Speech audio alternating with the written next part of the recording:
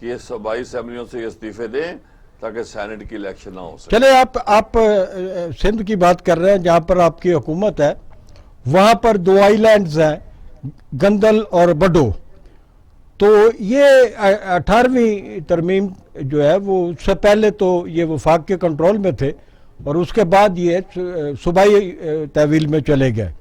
اب وفاقی حکومت ان دونوں جزائر کو اپنے قبضے میں لینا چاہتی ہے اور اس کے لیے وہ این او سی مانگ رہی ہے سندھ حکومت سے۔ سندھ حکومت این او سی دینے سے انکاری ہے۔ وفاقی حکومت کا دعویٰ ہے کہ وہ ان 2 شہروں کو، جو جزائر ہیں، ان کو جدید ترین شہروں میں بدلنا چاہتی ہے اور یہ ٹورزم کے مراکز بنانا چاہتی ہے، اور اس سے روزگار بڑھے گا، اس سے سندھ کی ترقی میں اضافہ ہوگا۔ تو اس میں کیا قباحت ہے کہ اگر وہ انویسٹمنٹ کرنا چاہتے ہیں ان جزائر میں، تو سندھ حکومت این او سی دینے سے کیوں گریزا ہے؟ سر بات یہ ہے کہ کل کہے کہ جی یہ جو ہے Gwadar is a part of federal government, ایسے تو نہیں ہو سکتا۔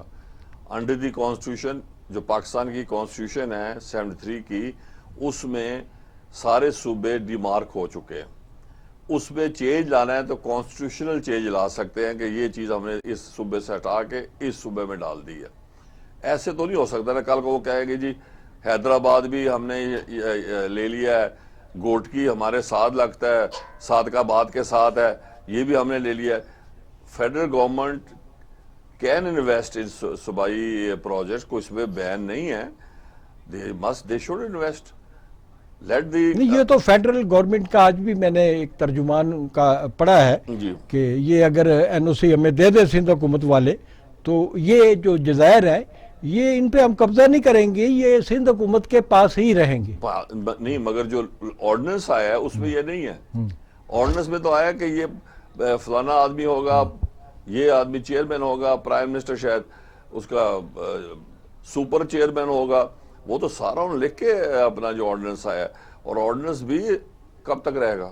نیکسٹ اسمبلی سیشن میں اسے پریزنٹ کرنا پڑے گا، انہیں سینٹ میں بھی کرنا پڑے گا۔ انیک ناجی صاحب، یہ جو گیلپ سروے بے شمار بنے ہوئے ہیں، تو بے شمار اداروں نے بنائے ہوئے ہیں، اس کے پیچھے کون کون ہوتا ہے؟ پہلا گیلپ سروے کا جو ایک شعبہ بنا تھا وہ کس نے بنایا؟ یہ چیزیں میری علم میں بھی ہیں، آپ کے علم میں بھی ہیں۔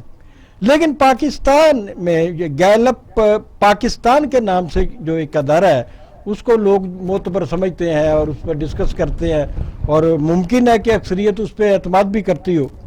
تو یہ گیلپ سروے کی ایک رپورٹ میں کہا گیا ہے کہ نواز شریف کا جو حالیہ بیانی ہے اسٹیبلشمنٹ کے بارے میں، اس کی 39% جو لوگ ہیں وہ مخالفت کر رہے ہیں، اور صرف 33% لوگ جو ہیں انہوں نے درست کہا ہے۔ تو اسی سروے میں 78% جو لوگ ہیں انہوں نے خواہش کا اظہار کیا ہے کہ نواز شریف صاحب جو ہے وہ وطن واپس آئے، مقدمات کا سامنا کریں اور عملی جدوجہد میں، عملی سیاست میں یہاں پر حصہ لیں۔ تو یہ 78% لوگ جو ہیں، ان کی آواز کو نواز شریف صاحب کو سننا چاہیے۔ دیکھیے، نواز شریف جو ہیں وہ ہم سب جانتے ہیں کہ پچھلے الیکشنز میں وہ یہاں پہ آئے، ایکسکیوز می، اپنی بیٹی کا ہاتھ پکڑ کے آئے، اور اس کے بعد اسی شام کو جب وہ آئے تو ان کے بھائی صاحب بھی ان کو لینے نہ پہنچ سکے۔ اس کے بعد پھر انہوں نے جیل میں بڑا ایک سخت وقت دیکھا، ایک ذاتی صدمے کے بعد، اور پھر یہ کہ خواجہ آصف، جس کا تھوڑی دیر پہلے ذکر کر رہے تھے، وہ باقاعدہ ٹیلی ویژن پہ آ کے یہ کہہ چکے ہیں کہ نواز شریف جب سب جیسے ہاسپٹل میں تھے تو لاہور میں 10,000 2,000 بندہ اکٹھا نہیں ہو سکا، وغیرہ وغیرہ۔ تو نواز شریف تو جس بنیادی طور پہ سیاستدان کو دیکھنا یہ چاہیے کہ وہ اپنی جو ٹارگٹ ہے اس کو اچیو کرنے کے لیے راستے میں جو حائل رکاوٹیں ہیں انہیں ہٹ کرنے کے لیے بہتر جگہ کون سی ہے۔ اور اگر نواز شریف یہ سوچتے ہیں کہ یہاں پہ آگے وہ دوبارہ جیل جا کے یعنی اس طرح سے ایکٹیو نہیں ہو سکیں گے یا اس طرح لوگوں تک ان کی ریچ نہیں ہوگی، تو ان کا یہ حق ہے، ظاہر ہے کہ وہ سیاستدان ہیں، اپنے حق میں وہ بینیفٹ میں استعمال کریں گے۔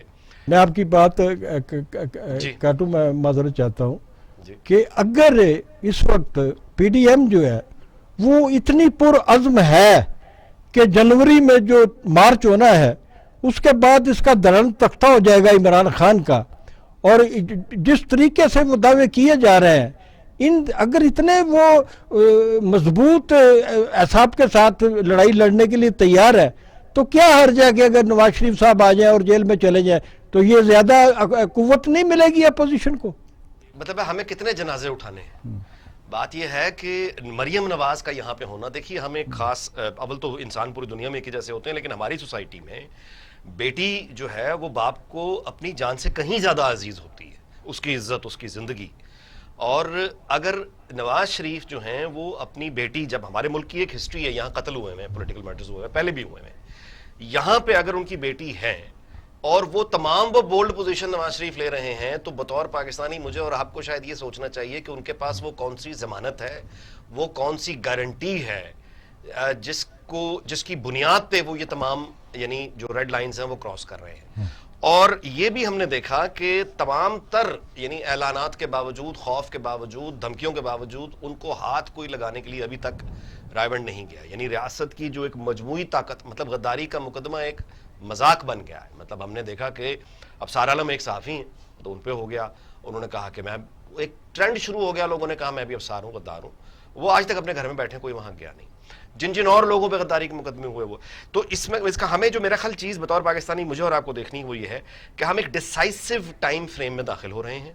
اور میں یہ سمجھتا ہوں کہ اگر ہم اپنے ریجنل بھی دیکھیں، انڈیا چائنا کو دیکھیں، انڈین ایئر چیف کی جو خاص طور پہ پریس کانفرنس اس کو دیکھیں، چین کا ریئیکشن دیکھیں، اسکردو ایئرپورٹ پر وہ دیکھیں، ٹرمپ نے جو آج چین کے بارے میں وہ کہا ہے وہ دیکھیں، تو یہ تمام بڑی تبدیلیاں مل کر آپ کو لگے گا کہ فاٹف کا اجلاس اس مہینے ہے.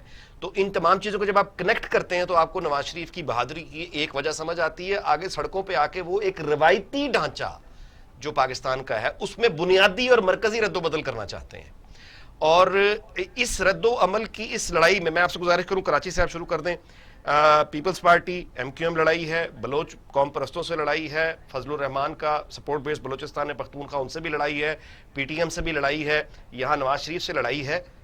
تو دوستی کس سے ہے؟ مطلب کون ہے عمران خان صاحب کے ساتھ؟ مطلب وینا ملک ہیں، عامر لیاقت، اب تو عامر لیاقت بھی نہیں رہے. تو یہ ہے وہ ڈیسائسو، میرا خیال ہے وہ سٹیجز جہاں پہ ہم داخل ہو چکے ہیں بلکہ. اور اس کے بعد اگر یہ لڑائی زور پکڑ گئی تو ہاشمی صاحب بس میں اپنی بات ختم کرتا ہوں کہ پھر یہ بھی شاید ہم ایک بالکل مختلف حقیقتیں دیکھیں یہاں پہ.